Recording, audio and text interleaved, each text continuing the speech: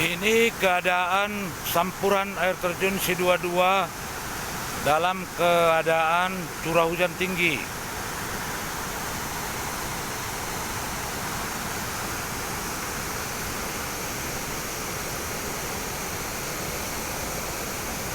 Nampak debit air sungai keruh dan tinggi tidak seperti biasanya. Tapi ini belum puncak tinggi maksimum air yang ada di sampuran Si22.